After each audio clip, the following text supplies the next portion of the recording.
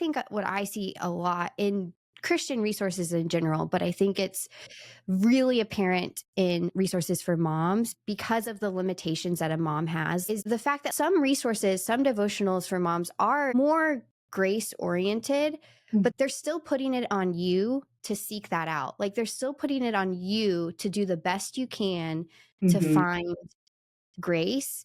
And that's like, to me, that's like the difference between that and this devotional, or like what I think we would assert is important theologically.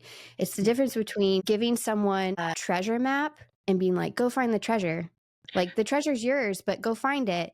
Yeah. And just giving them the treasure, like just give it to them, Mhm. especially for moms who have no time. Stop Mhm. telling them to make time for devotionals or to do their best with the time they have and the interruptions that are going to come. Like just actually give them the encouragement that they need. You have got to assume that moms are tired and they're overwhelmed and they have been the only script playing in their head is law, and what Mhm. they need in that moment, like let's just assume that.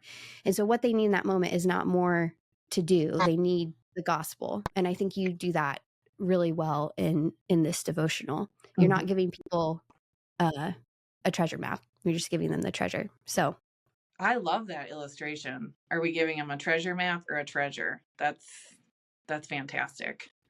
Um, I was gonna say too, as you were talking, you used the word limitation, and that was one of the things that rose to the surface of themes I saw as people submitted their contributions. hmm, When I asked people to write, I said, these are some examples, but I really want it to come from your experience from motherhood. I trusted all of these women that I know they're gospel centered. They're gonna hand over their goods. They're gonna give the treasure. That's gonna mm-hmm. be planned. So I'm not gonna say you should write about breastfeeding or there were some things that I knew they have thought about for a long time. And I said, hey, that would be great if you could write on this. But so often it came to limitations, whether it's there's one entry about mental health disorders and living with that, and the limitations we have as far as time with our kids. Those Yeah. horrible posts about you only have 18 summers. Yeah. Hmm.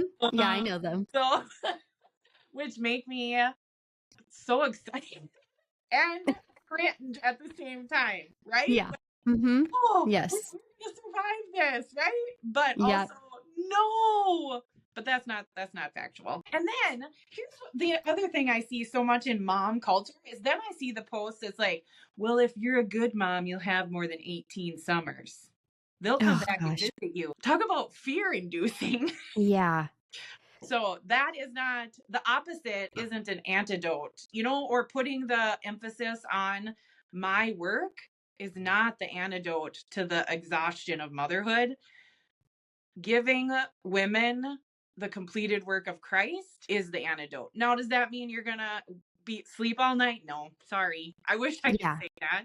But does that mean your anxiety is gonna go away? No. But in the Yeah. midst of all the hard, there's still hope. And that's what that was my desire for this book.